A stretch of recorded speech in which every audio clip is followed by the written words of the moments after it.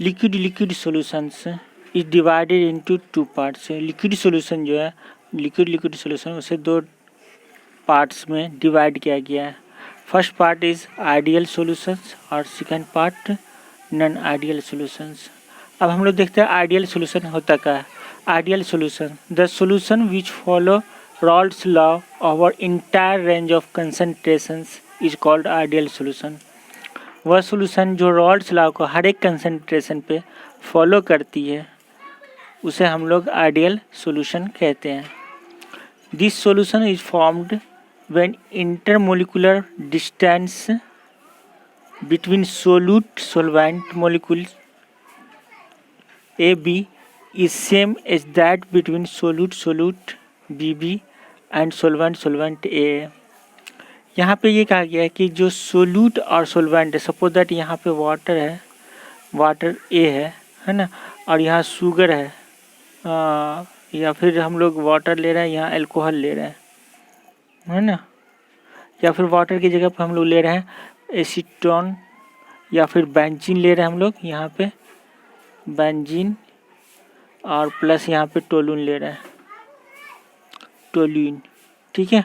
तो बेंजीन को अगर हम लोग ए मान रहे हैं जो कि सोलवेंट है, टोलून को अगर हम लोग बी मान रहे हैं जो कि सोल्यूट है, तो जो इंटरेक्टिव फोर्स है और जो इंटरमोलिकुलर डिस्टेंस है ए बी के अंदर वो सेम होगी बेंजीन मॉलिक्यूल के अंदर जितनी डिस्टेंस होगी और टोलून मॉलिक्यूल के बीच में जितनी डिस्टेंस होगी। मतलब सोल्यूट के बीच की इंटरमोलिकुलर डिस्टेंस और सोलवेंट के बीच की इंटरमोलिकुलर डिस्टेंस सोल्वेंट के इंटरमोलिकुलर डिस्टेंस के जब बराबर हो जाएगी तो इस तरह ऐसे में कहा होगा कि जो इंटरमोलिकुलर फोर्सेस है वो कहा होगी सेम होगी, और इस तरह की सॉल्यूशन जो होगी वो रॉल्स लॉ को फॉलो करेगी किसी भी कंसंट्रेशन पे।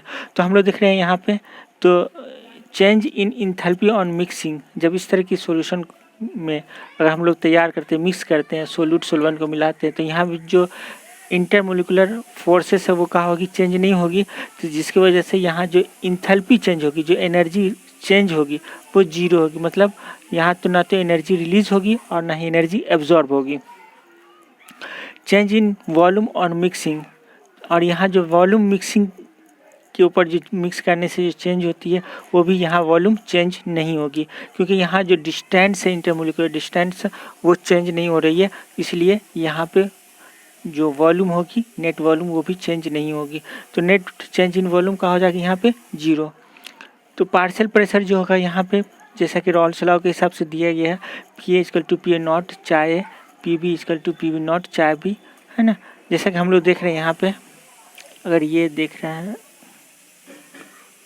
ये हो गया, है ना, तो अगर चाहे A है, ये चाहे A बराबर जीरो है, जैसे जैसे इधर चाहे A बढ़ेगी, चाहे यहाँ पे 1 हो गया, तो A की मोल फ्रैक्शन इधर इंक्रीज़ कर रही है, तो जैसे जैसे इंक्रीज़ करेगी तो वैसे वैसे प्रेशर ऊपर इंक्रीज़ करती हुई चली जाएगी, और ये प्रेशर इंक्रीज़ करता हुआ चला जाएगा यहाँ तक, ठीक है।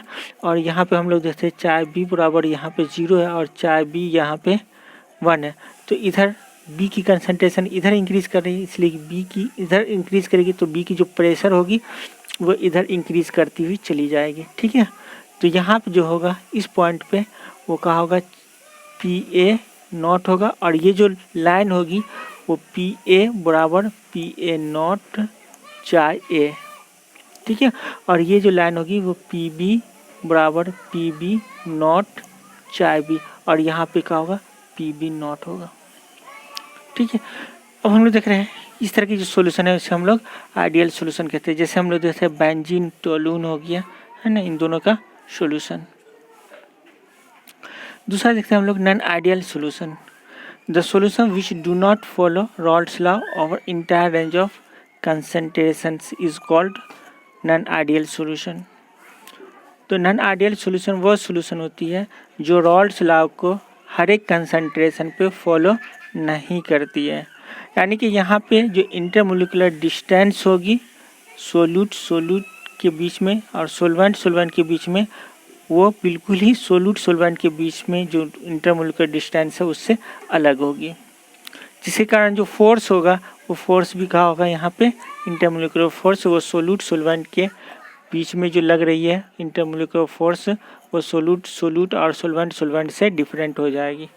तो यहाँ पे देखते हैं for non ideal solution the intermolecular distance between solvent जो कि ए बी है, सोलवेंट या सोल्यूट जो कि ए बी है, is not same is that between solvent A and solute P B molecules. यानी कि जो इंटरमोलिकुलर डिस्टेंस है जो सोल्यूट और सोलवेंट के बीच में है ना, वो सेम नहीं होगी सोलवेंट के बीच में जो डिस्टेंस है उसके, या फिर सोल्यूट के जो बीच में इंटरमोलिकुलर डिस्टेंस उसके बराबर नहीं होगी, जिसकी वजह से जो इंटरमोलिकुलर फोर्सेस है वो क्या होगी, यहाँ चेंज हो जाएगी। दिस इज बिकॉज लेस और more attractions between solvent and solute molecules.